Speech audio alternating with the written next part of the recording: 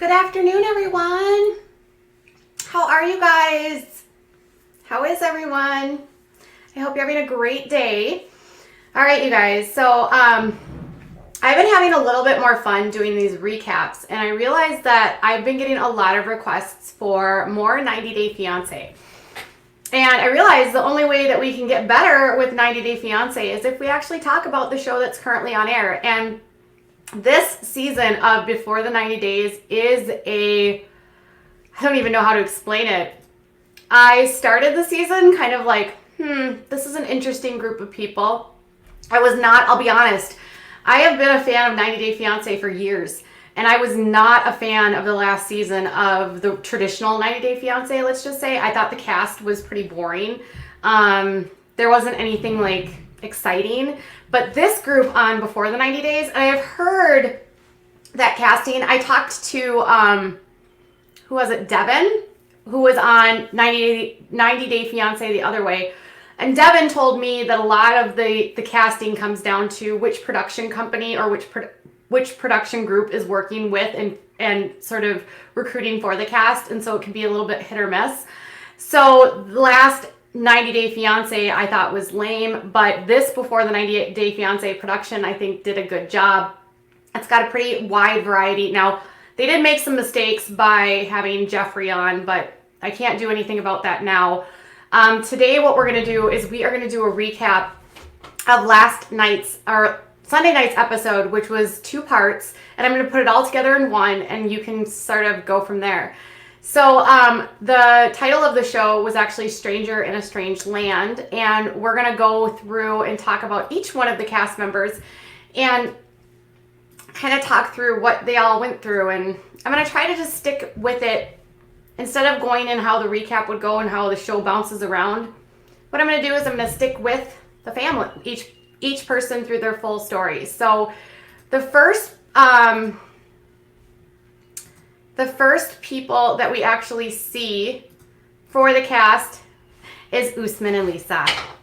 Baby Lisa! Now everyone is Soulja Boy. Everybody's obsessed with his, like I see people like kind of literally obsessed with this his group on I see people sharing, let's just say, his stuff on Instagram. Lots of people are loving it. And this is an odd fit, right? You got Usman, who's like, I think in his early 30s, maybe, and then Lisa, who's like in her 50s. It feels like another Angela and Michael, except Lisa's not as nasty as Angela. I feel like Lisa might be a little assertive, but she's a lot nicer than Angela, not as mean. So it's a better, and Usman, I don't know, I still can't tell his motives. But anyways, Usman and Lisa, they had gotten into a huge argument in the last episode, and she actually thought that she was going to go home because of them not agreeing about things, and they end up working it out and talking things through, and it was like related to her being, jealous and whether or not she trusts him. And, he's a superstar in Nigeria, which doesn't really, in his country, it's not the same as being a musical star here. Like, he doesn't live the same sort of rock star life with the same sort of accommodations, but by Nigerian standards, he is doing well. And his music actually isn't half that bad. And then, so they're going to go visit Usman's mother. And the biggest thing is they need to get her blessing. And so for them to get married, his mother is conservative, and Lisa's reservation is she's a conservative Muslim, and Lisa is a white Christian.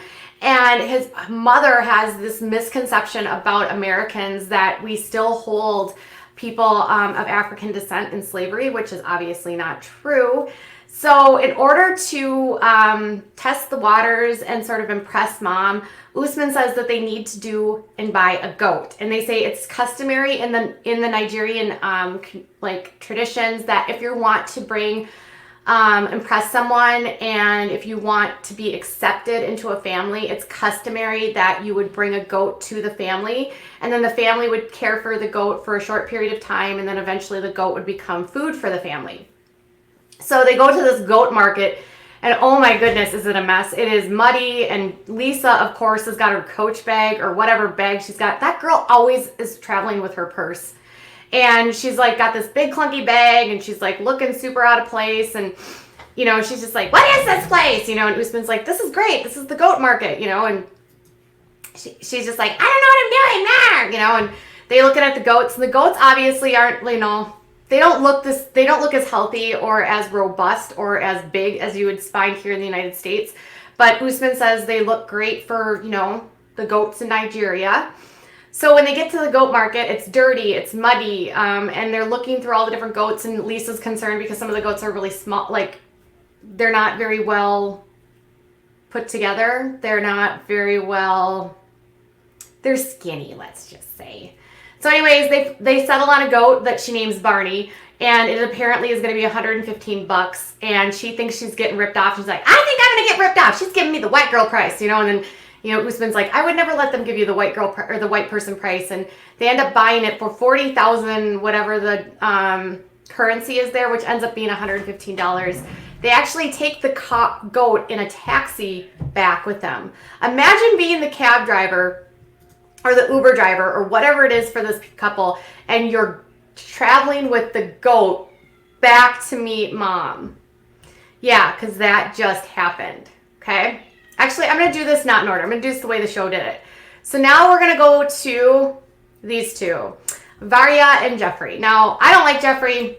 Jeffrey keeps claiming that he has something to tell Varia, you know, and last episode, he's going to tell her in this episode, but here's the thing.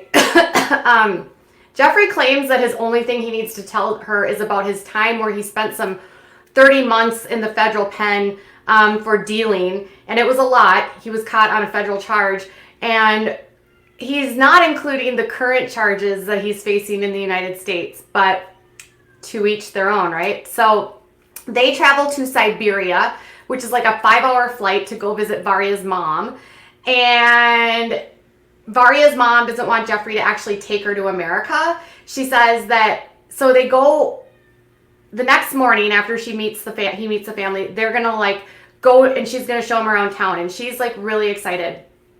And so she takes him to her school, and they're sitting outside of the schoolhouse, and she's talking about how they used to play in the construction area, and he's like, well, that's dangerous. And, you know, like, where's your classroom? And she's like pointing up, and, you know, she's like sharing stories about how she went to school, even if it was like 40 below Celsius. And, you know, she really loves her community and all of that.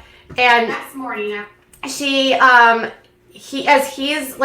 reminiscing about what her life is like in Siberia, he takes this as an opportunity to be honest with her, I guess. So she's opening about her, you know, innocent past, going to school in Siberia, and he's like, I'm gonna drop a bomb on you. And so he's like, so I like went to prison for dealing drugs, and I'm a totally different person now, so it's totally fine. Yeah, like that's how it happened. And she is just like stunned. Somehow I get the sense that even if he's not into that kind of stuff, he has not become a different person. This is my opinion, but I don't buy it. I do not buy that he is somehow a changed person, given the fact that he's currently facing charges in his beautiful home state of Knoxville, Tennessee. But we've already gotten through that, and we've talked about that in a previous episode, or in a previous video. So she's stunned, and she's like shaking her head, and then we end up going to my favorites, Rose and Ed, the mismatched pair. So interestingly, I actually was wondering, why can't Ed move his head? He apparently was born with some sort of, I can't remember the name, Keitel syndrome, I think, where he has fused vertebrae in his neck, and it also contributes to short stature, and so that's why when he's talking, can't turn his neck. It was how he was born. So I was like, oh, cool. There's a reason for this. So he and Rose are in her hometown. It's raining. This is a mess, you guys. It's thunderstorming. It's like the house has no windows. I mean, it's a shanty shack, right? It's the Philippines. It's not like the urban part of the Philippines. It's a village. And somehow he has even though seeing pictures of this, he's shocked that this is how she lives. And there's like no windows. The tin roof has holes in it. Water's leaking through. You can see the lines of the electricity sort of going all the way up. He's worried that they're going to get electrocuted. And then for some reason, Rose's dad decides he's going to sleep with them. Yeah, that's right. So she goes into her room, which is like basically a concrete room, and she's got this tiny little pad.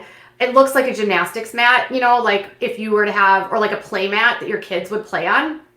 And she rolls that out, and then he explains he has to have these 1,000 count sheets because he's got some sort of dermatitis on his skin. And because of that, those sheets haven't arrived, and he's freaking out that his skin is going to break out.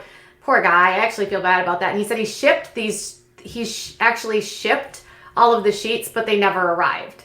So they go to bed on Hello Kitty sheets. That's right. And then while they're laying in bed, he's freaking out because of all the different issues. The water leaking, the electrical exposed. The electricity eventually goes out. Rose is like, don't panic, baby, you'll be fine. Rose, I actually kind of like. She's sort of cute. There's something endearing about her. I still think that Ed is a meal ticket, but, and Ed's laying there and he's looking all around and he's just like, what is this? What am I doing? And, he's laying on the concrete floor on a pad and he's like, I'm still trying to figure out if I'm a meal ticket for Rose. Well, let's see here. You are in your 50s. Rose is 23. You are, I don't know, really tiny. She's taller than you. I don't know. Unless you're super funny and have a great personality, which I haven't actually seen this yet. Ed, all I've seen you do is complain and whine and want your first class, first world accommodations in a country that is not fully developed. So I haven't seen any redeeming qualities in you besides the fact that you have money, which could help her get out of a terrible, or not even terrible, but an impoverished life that she currently has. So I would say yes, she is a meal ticket. You are the meal ticket.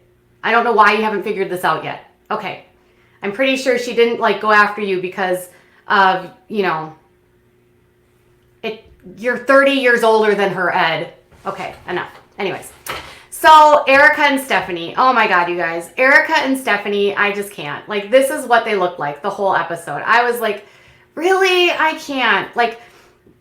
Initially, I wanted to like Stephanie because she seemed super bubbly and she had this she's her YouTube channel. She's got her YouTube channel, which is very voyeuristic, and that's how she and Erika met. And she portrays herself one way online, but then when she's with Erika, she's completely different, which is confusing to Erika, especially given the fact that their relationship for 4 months online was very flirty and touchy. They couldn't touch, obviously, but there was a lot of flirting going on there.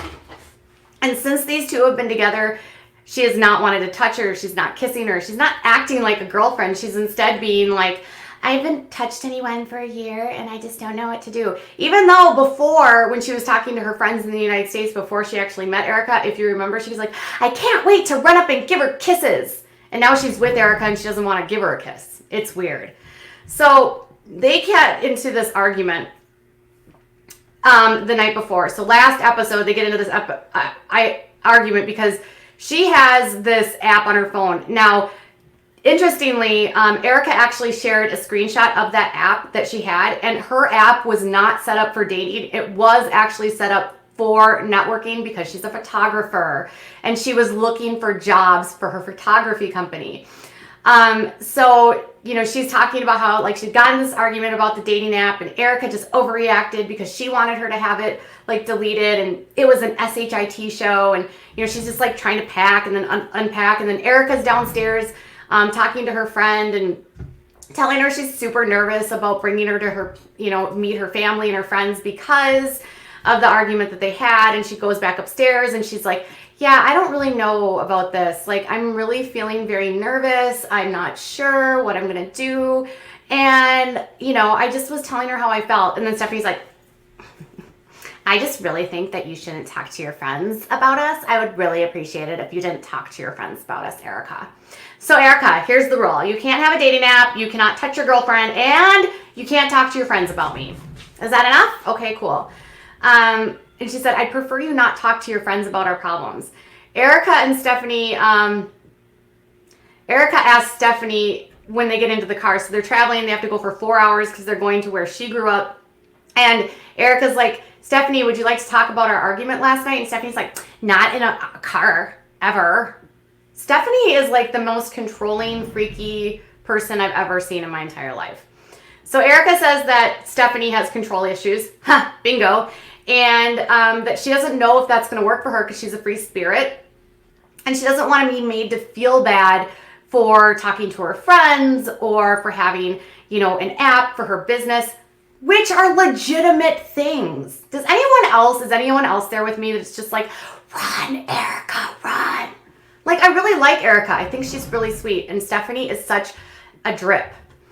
And she says that, you know, she felt bad about how everything happened with the argument, but she doesn't want to be made to feel bad. And she does admit that the fight never should have gone down that way. Like, she never should have walked away. They should have talked through it out, blah, blah, blah. But she admits that Stephanie should have never gotten mad at her about an app that she was using for networking and not for dating. And then she's like, and I don't think it's okay for you to tell me that I can't speak to my friends. And Stephanie's like, I never told you that you couldn't speak to your friends. Even though in the scene right before she said, I would prefer you not to talk to your friends about our problems. Stephanie doesn't remember what she says.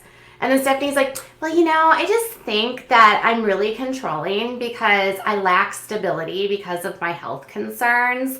And I just need to have like control and order in my life.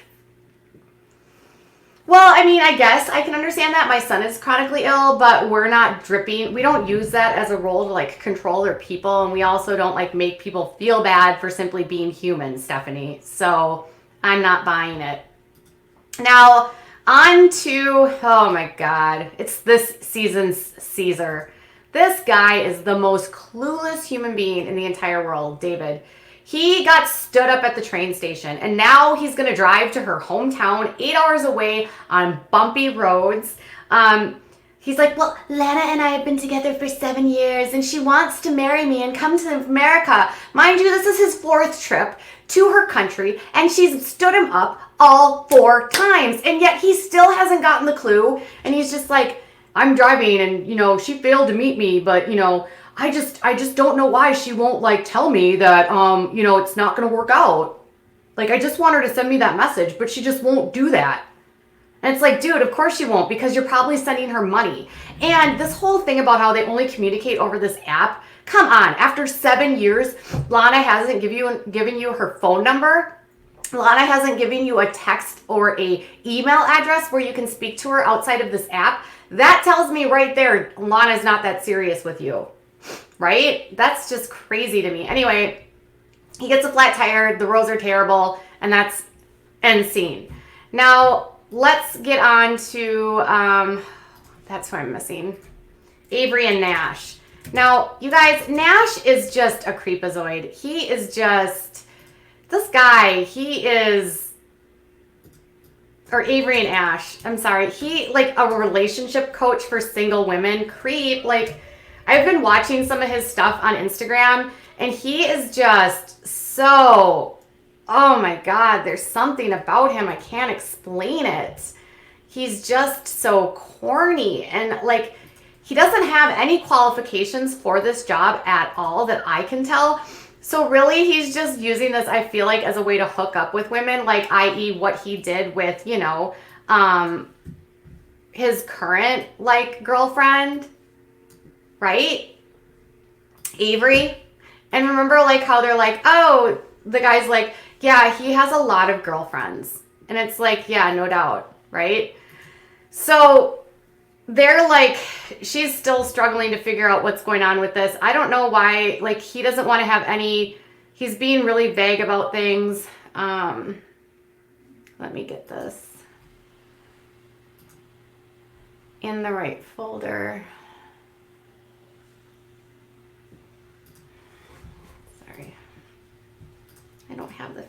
picture in here.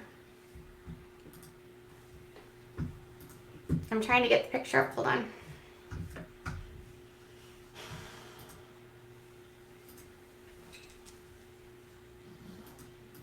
I don't have Avery and Nash. Where are they? Erika.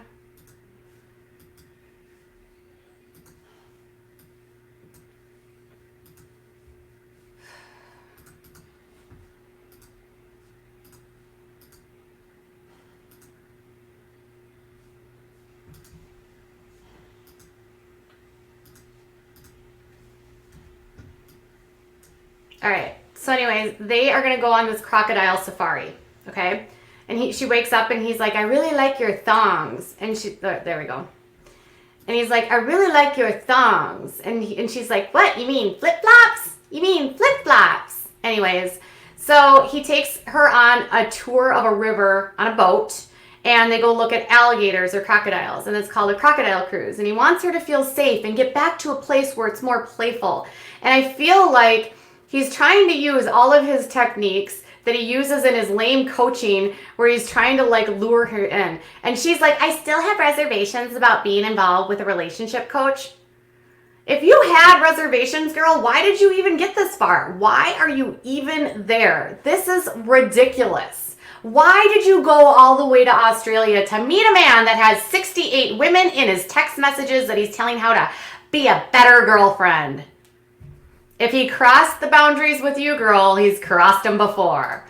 So anyways, she's like having fun on the boat, but she's like, you know, thinking like this isn't a vacation and we have questions that we really need to answer. And so after the crocodile cruise, they are back at wherever they're staying. I don't know if they're at a hotel, and she's outside. And here's the thing. They're on the cruise, she's drinking. They're back at their place, she's drinking. He doesn't drink or smoke. She smokes cannabis, eats cannabis, and drinks. And these are big issues if you're like this clean living person that Ash says that he is. And anyways, she's like, wants to talk about him bringing Taj, which by the way, this entire time, she hasn't met Taj, and he has a mom. Why on earth would she think that this guy is going to be able to take a kid out of the country and go with her to the United States? It just doesn't even make sense to me. You know, and he wants her to admit to this, like, what's going on with Taj? Like, am I going to meet your ex-wife? What's going to happen? You know, and he's just like, well, you know, I'm just sort of still working on things. And, you know, Avery's like, well, I'm a mom. And I just know that, like, if I was a mom, I don't know if I would be okay with this. Fun fact, Avery has an older daughter that she doesn't have custody of. But that's just me. Anyways, she doesn't think he's being truthful. And she's like, the experiences are great, but I want a partner for life. And so I really need to make sure that we're on the same page, Ash. And he's just all like, let me think of another way to seduce you with my brainwaves. All right. Then we get to, oh my God, why are these two even on? I hate Tom and Darcy. They are so annoying. Darcy is always crying. Darcy's the reason why all of her relationships fail. Darcy. So he says that he feels really terrible about what happened in their previous conversation where he literally said, have you gained weight? And I have another girl that I like way better than you. And he's like, I feel run over by Darcy. Really? You feel run over by Darcy? You like steamrolled her and basically were like, hey, you look fat and I have a new girlfriend. Like, not in so many terms, but whatever, Tom. And then he calls his sister and his sister is just like, you know, she's just too needy. And, you know, and Tom's like, I need to apologize to her. I want to talk to her. I have regrets for how I spoke to her. And it was uncharacteristic of me to speak to her like that. And his sister is like, what happened? Did she walk away? And he's like, she walked away. Did you go after her? No. This is such a fake storyline. And then Darcy's in her like hotel room and she's like, I don't know why he's so mad at me. I don't know why this always happens to me. I'm not sure. You guys, I'm so sad. He's a Jessie in disguise. And she blocks him on WhatsApp and she has no communication with him. So basically, she has no interest in ever talking to him again. All right. Now, back to, where are they? Ed and Rose. Okay? So, Ed and Rose, they wake up and they are actually still on the floor, and Ed's like laying against this like wall, and he's like got sweat all over his shirt, and he's just like, she's like, good morning, did you sleep well? And he's like, no, I did not sleep well at all. He is so whiny. He says he's completely drained. He's super tired. I mean, I guess, if you're not used to sort of accommodations, but he's not flexible at all. And he's like, he decides he's going to take Rose on a vacation. And he's like, but she's like, I don't want to leave Prince, her cute, adorable little boy, right? And he asks her to find someone to watch Prince. And he's like, would you be willing to go on this vacation with me? And she's just like, for you, I'd do anything. And then they're going to go take a shower together. You guys, this is the most hilarious part of the entire episode. And, like, he wants to get clean, and her dad's like, we're going to shower together. And the shower consists of a pot of water. I have hair on my mouth. With like, cups. Like, big, like, sort of pots that you dump it all over. And she's like dumping water on Ed. Ed and her dad, mind you, take their shirts off. They still have their bottoms on. And they just start rub-a-dub-dubbing. Mind you, there's chickens in the background. There's a hose that she's hosing him down with. There's a rat in the corner. And Ed's just like, and she's like, got the hose. And she's like, and then her dad's just completely oblivious. And she's just like, this is normal. We just shower together. Not exactly what kind of shower I think Ed was thinking about. And when he finishes up, he's just like, I have to get out here. There's a rat in the corner. And we ask Dart, like, her about, like, what's that? And it's this, like, sweat. It's like this wet rat. And it's just like, the rat just looks so scared, And she's like, I don't know. It's a mouse. Except it's not. It's literally, like, this big. And he's like, that's a rat. So a shower with rats, chickens, and her dad. Nothing else to say here. All right. So now we're back to these two, Usman and Lisa. So he gets Lisa dressed up in her traditional attire. And it's actually, I think, a really pretty dress. And he actually wraps her head up in a scarf, which is, I think for the most part, she looks really nice. He said he's never actually brought a woman to meet his mother, and that there's a lot of obstacles here. She's white, she's American, and she's older than him. And when his parents found out, or when his mom found out that he was communicating with this older woman, she didn't actually speak to him for 3 months. And in the world of Nigeria, he would be considered a failure for bringing her home to him, and for mom not speaking to him. So, he believes after getting Lisa dressed up that his mom will be impressed with her. And he wants her to put on she wants to put makeup on, and he's just like, no, don't put makeup on. No, do not do that. When you visit elders, you do not wear makeup. He admits, his mom isn't really happy about this. It's going to be a really big obstacle to get his mom to agree to this. And it's because Lisa admits that Usman's mom believes that she's going to bring him back to the United States as a slave, which obviously we know is not what's going to happen. She really loves the arm candy that is Usman. All right. So back to these two. These poor girls. They're still crying. All right. So they arrive at Erika's hometown, and whoa, Erika drops the bomb. She hasn't come out to her family. And so, P.S., we can't actually stay with my family. We're going to stay in this hotel. Okay. And they're going to meet up with her friend Claire. And, she's just like, I need to get ready. I need to freshen up. I feel like that Stephanie always needs to freshen up. She's one of those girls that always needs to go to the bathroom to freshen up. You guys, I need to freshen up. Hold on. I just smell like the car. Hold on. I gotta freshen up. Okay. All right, Erika, I'm ready. And they meet her friend Claire, and Stephanie literally doesn't even know how to communicate with people. I think her social skills are a 0. And she's like, they meet up with Claire, and Claire is like this spunky, cute girl. She's got her hair sort of on the side. She's got this black hat on. She's really friendly, really open, receptive. And Claire's like, how is everything? And she's like, ugh, it's been a long 4 days. Ugh. You know, we went to this wildlife place, and that was fun. And then, oh, God, she had the audacity. Well, she didn't say that part, but she's like, now we did this thing at this art studio where we did, like paper mache busts. And I just was like, this is interesting date for only knowing you for a few days. And Erika was like, well, I thought it would be different. It seemed fun.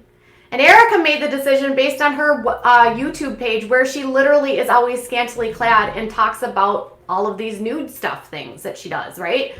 And Claire's just like, it wasn't fun?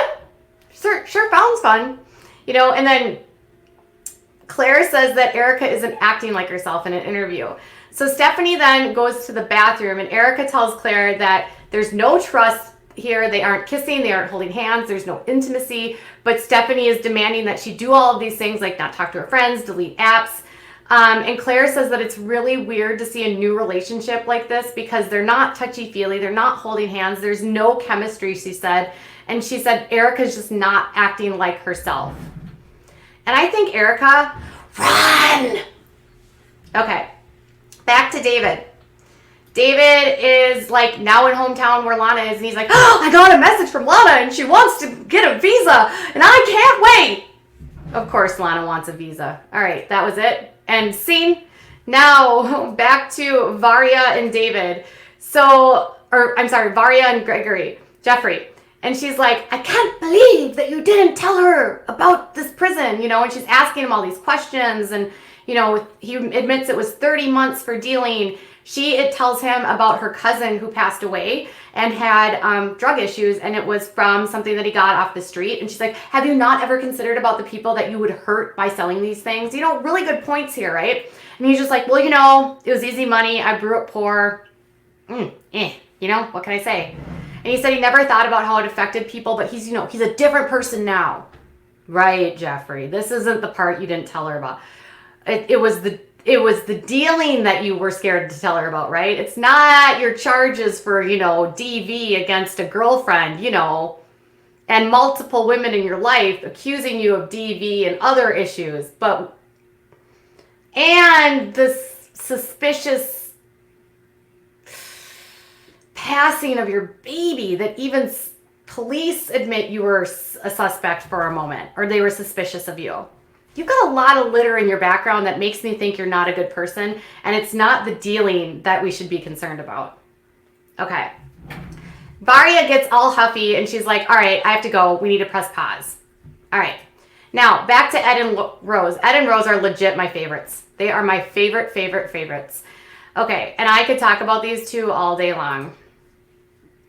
So, Ed and Rose are now going to go to her father's pig farm. And they get to the dad's pig farm, and they're taking a little a bus. But it's not like a bus. It's like an open door sort of, I don't know, it's like a van truck with no windows. And they get on the bus, and, you know, for Ed's part, I will say that he's very respectful of her father. He's very nice to him. He engages in conversation. And then they get to the farm, and of course Ed's like being a princess again, and he's like, oh my God, my Nike Jordans, which I'm sure they're not, they are gonna get so dirty. And so he puts like plastic bags over his shoes. Seriously, Ed, could you do anything without screwing up? Then her father wants him to feed the pigs, and he slips and he falls into the pig pen, and the food, it goes flying, you know, and he's just like, ah! Like, Ed whines all the time, and Rose is just like, I will put up with you because you will make me money when I will make money going to the United States. Like, I will have a better life. You know what I mean? Like, Rose is just like, just get through it, Rose. Just get right through it. Rose is really sweet, you guys. I really like her. Anyways, his father literally lives at the pig farm, and he's like, where do you live? And he's like, over there, and it's like a bunch of pallets covering a wall, like literally pallets, you know, from a warehouse. And there's like holes in it, and it's like a little makeshift like room where he puts his head down. And he's like, do you like living here? He's like, oh yes, I love it, you know. And like, then he is respectful, and he asks her father if he can take her on a trip, and his father agrees. All right. Now, back to Stephanie and Erika again. Oh my God, these two are hilarious. Oh. So they get back to the hotel and they're going to talk through their differences. And, you know, Stephanie's just like, I think we're having compatibility issues here. And Erika says that so Erika actually starts opening up to Stephanie. And this is where my heart was smashing on the floor, because poor Erika is putting up with the diva that is Stephanie, who won't touch her, don't kiss her, won't make her feel like a girlfriend. A lot of people online are speculating that Stephanie did this to get famous because she's been on a bunch of TV shows. She's been trying to get famous for years. She's got her YouTube channel, and they don't really even buy that, like, this is real. She was dating an Austrian guy before this. So was she just trying to get on 90 Day Fiancé for fame purposes? Sarcasm actually found some of her work and posted it on their website. And of course, Stephanie's just like, no, I really loved Erika. It wasn't for the fame. Although now she's there, and I don't think she's an actual, like, I don't think if she's bisexual, she's certainly not getting the vibes, or else she's just not attracted to Erika. I can't figure it out. But Erika says that Stephanie is literally always upset. She's like, about her mood. She's like, you know, you're not giving me a lack of intimacy. You're making me delete an app. You're like upset about how all the traveling, like everything that we do, you're always upset. And she's like, and Stephanie's response, and she's literally just opening up to her, being like, you need to give me something so I feel like we can move forward, you know? And Erika is like, and Stephanie's response is like, I'm sorry I'm not hand-holdy. You know, ever since I stopped giving you affection, you've excommunicated me. Like, Erika's literally trying to open up, and Stephanie's all like, me. I could not imagine. Good kudos to you, Erika, for sticking in there. So Erika says, Erika's like, you keep saying that we've only been together for a few days, but what about those 4 months online where we talked and communicated? She's like, I want someone to be excited about me. I want someone to be interested in me. And she's like crying. And these are like valid things, right? And Stephanie has like no reaction. She's like, oh, what? Hold on. Yeah, Erika's crying again, you know? And like, then she's like, her body chemistry, or like her body, like, language doesn't match her being like, I feel sad that you're hurt. You know, I just was like, yeah, you're lying. So she says that she's she's upset that she has upset Erika, and she feels bad that Erika feels bad. But in her interview, she's like, I haven't been intimate with anyone in a year, so it's really hard for me. No, see, here's the thing, Stephanie. If it was the right person, you would be intimate. And if you were actually attracted to women, it would be It would be you being able to do this. Either you're not attracted to women or you're not attracted to Erika. That's it. There's something there where the attraction isn't there. And that's why you're not giving it to her. So stop stringing her along, okay? So, and she's like, there's a difference between speaking online and seeing you face to face. I had to come here and now I have to meet people, and it's just all so much. You know, and she's like, I feel like I effed up. And, you know, it's really not good that you make me feel this way because of my illness. And then Erika's just like, oh my God, again, with Erika, everything being about Stephanie. So, she's like, you know, you keep saying it's only been 4 days, and you're already acting like this after 4 days. And Erika's like, I'm trying to work with you. I'm trying to resolve this. I'm trying to find common ground. And Stephanie's like, no, you're not. You're just not. You don't understand. And Erika really wants to solve the problem. And she just, you know, Stephanie is like, I just need time. I need time to figure this out. You could never understand my life. And Erika finally says what every single human was being. And she's like, that's right, Stephanie, because your struggles are worse than mine. Mic drop. All right, end scene. All right, back to Lisa and Usman. Now, poor Lisa and Usman are like, they're finally meeting with his mom, okay? And he gets there, and the mom is just sitting there on the wall, and she is so not impressed. And this is the funniest part. So, okay, mom and sister are sitting there, and mom is just like, she's too old right off the bat. Like, she's going to take him to the U.S. They don't treat black people very well in the United States. Like, this isn't going to work. We would never want him to be with someone that's much older. And, you know, they ask her, like, so how is America? And he's like, and he translates that to, what do you do in America? And she says, oh, I work in hospice. And then Usman goes, she's a doctor. She's a caregiver at hospice, which is a very noble and wonderful, like, heart, like, people that work in hospice are really the kindest people, and they are doing something very selfless, helping people at the end of life. And so, you know, I really give her credit for that kind of job, because it's not easy, but it's also extremely rewarding, because you not only help the patient, but help the family. Now, she's a caregiver. She's probably, you know, like a PCA or like a CNA. Doesn't sound like she was a nurse, because she didn't say I'm like a nurse. But he says she's a doctor, and then her mom, her sister's like, oh, God bless be. Life is so great. You know what I mean? Like, he's just so happy about it. But she's not a doctor, Usman. And then his brother Mohammed shows up, and he explains that his goal in meeting her and bringing Lisa to the property is so that he can get married and get their blessing so that they can go to the United States. And as soon as he said that, his mom's like, nope. And then she puts her, like, she has like a dress on, and then she puts her other veil over, and she covers her head, and she gets up and walks away. And Usman's like, mom said no. A capital no. And so they ask mom why that, and she's like, because she will take him to the United States, and she will not treat him well, and the people in the United States are not nice to him, and she's too old. And so that was the end of the episode. So Lisa and Usman have some obstacles to overcome in the next episode. They are actually going to team up and meet with his brother to see if they can get his brother to try to convince mom. Next week, Erika and Stephanie are probably going to have a falling out about something new, because that's just what they do. Rose and Ed are going to probably go on some vacation, and he's going to have another thing to bitch about. Geoffrey and Varya are going to probably, you know, work through his past.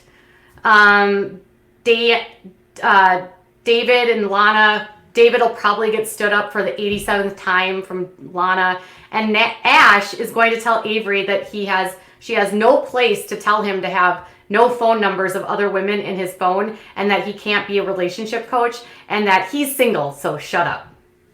So that's all coming up next week on Before the 90 Days. I hope you guys liked this recap. I actually had a ton of fun. It was a wild gang of characters. And Kathy says, oh, here, let's get into the comments. I haven't even looked in the comments yet. Kathy says, I am a hospice caregiver, and I didn't know that it means I'm a doctor. Kathy, bless your heart for working in that field. You are a saint for doing this kind of stuff. Diane says, it was one of the funniest episodes so far. Ashley, you said, I always take the side of the person being used for the green card, but not in the Usman and Lisa situation. That man needs to run as fast. Lisa is super controlling. Yes, I don't know about that. And let's see, what else do we got? This floored me. As a nurse, I fell out. I just want to say, put the pillow over my face if baby girl Lisa was my end of life caregiver. Oh, so you are not that person. This girl says, I love that you have your makeup brush right there. Hey girl, I have all my makeup here. Sue says, your husband must get a kick out of listening to you right at the door. I don't think he's at the door. And then Sarah says, Steph uses her illness as an excuse for everything. Lara says, Erika deserves so much more. Shame, man, it's hard to see. Diane says she uses her disease as a huge excuse for her actions. Kathy, poor Erika was crying and Steph did nothing. And Billy says pillow talk is the best. I love pillow talk. It is funny. All right, you guys, I am so happy that this went so well. I got a really good turnout, which is great. And I will be doing recaps of this every single week. So hang tight as we welcome new content into the world, and we'll also be following the cast on social media. All right, you guys, thank you so much for joining me, and I hope you have a great day. Bye.